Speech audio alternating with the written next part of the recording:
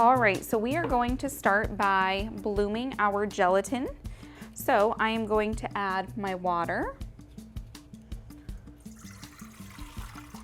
And then I'm gonna pour in my gelatin.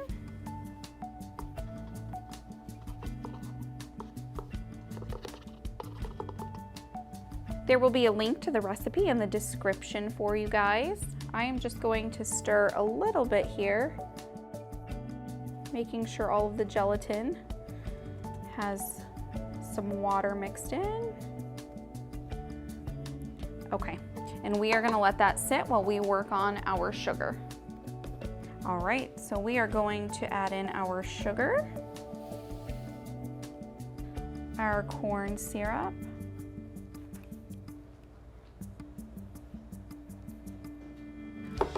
and some water.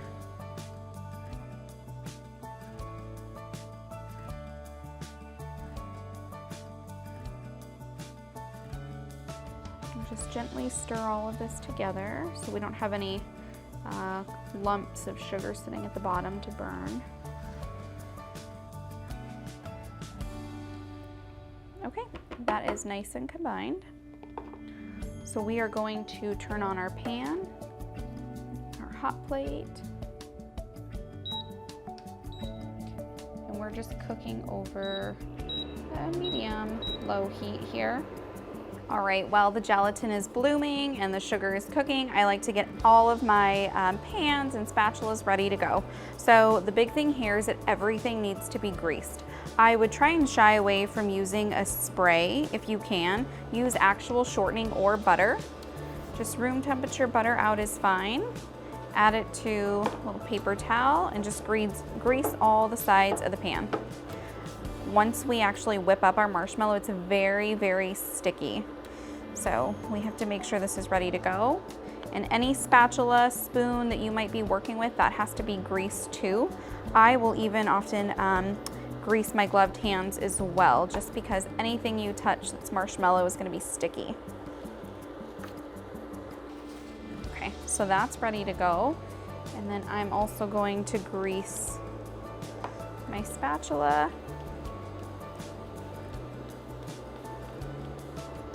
And we will be all ready. All right, so now that we are boiling, we are going to cover our pan for 2 minutes, just to make sure all of the sugar crystals have dissolved around the side. Okay, we're gonna remove the lid, and we're gonna throw our thermometer in. Turn down the temp just a little bit. And we are going to cook this until we get to about 245 degrees. And then we are going to pour the sugar syrup into our bloomed gelatin. So now we wait. All right, so we are at the right temperature here. Pull our thermometer out. We're gonna take this off the heat. Let the bubbles subside for just a minute. I'm gonna get the mixer going on low.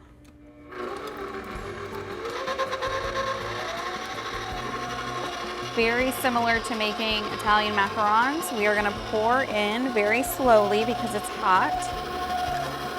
And we're gonna pour down the sides.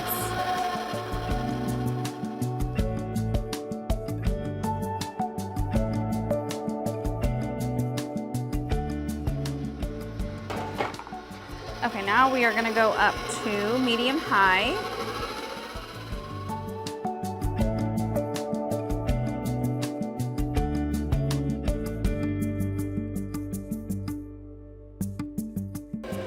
So it's nice and fluffy. I am going to add in a little vanilla, a pinch of salt, and we're just gonna mix to incorporate this.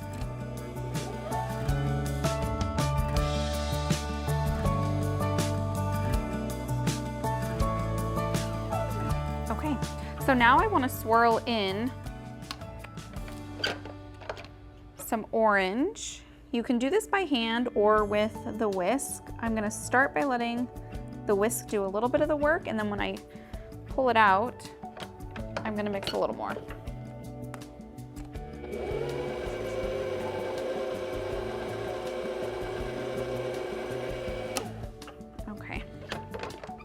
I'm gonna add a few drops of orange color.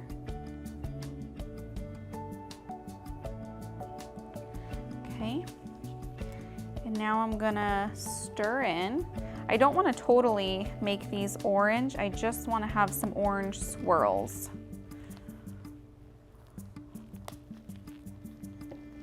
Okay, so now I'm gonna pour these into the pan.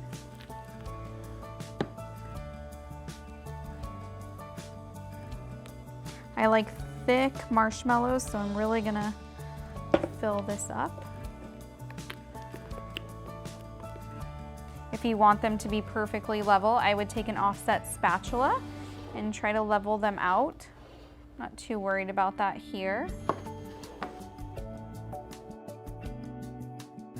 Okay, now that these are covered with powdered sugar, I am going to let them sit just out at room temperature for 6 hours, and then we will pull them out and slice them up.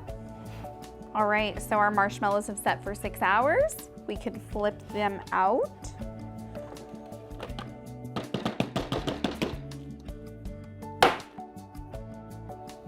There we go.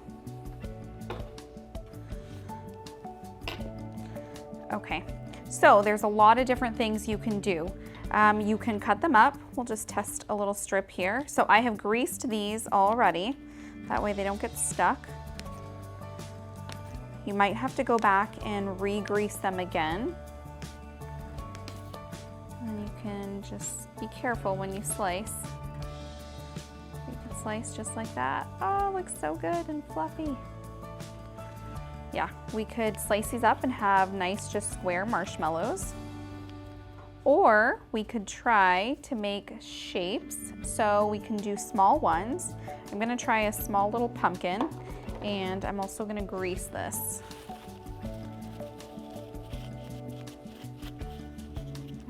All right, let's see.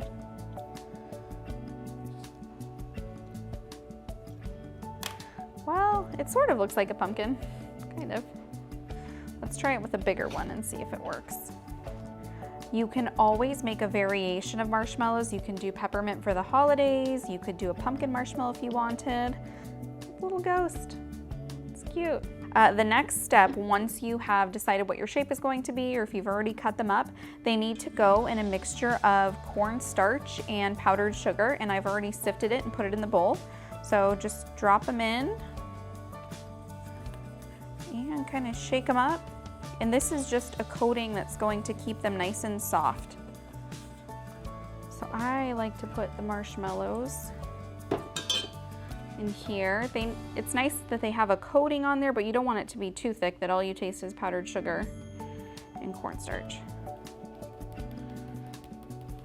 And now we're left with a marshmallow that's ready to go. These keep really, really well.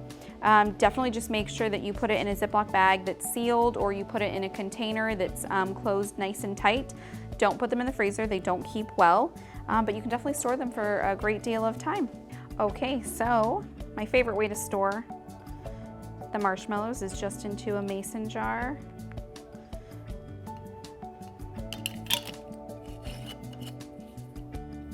There you are. There's our Halloween October inspired homemade marshmallows.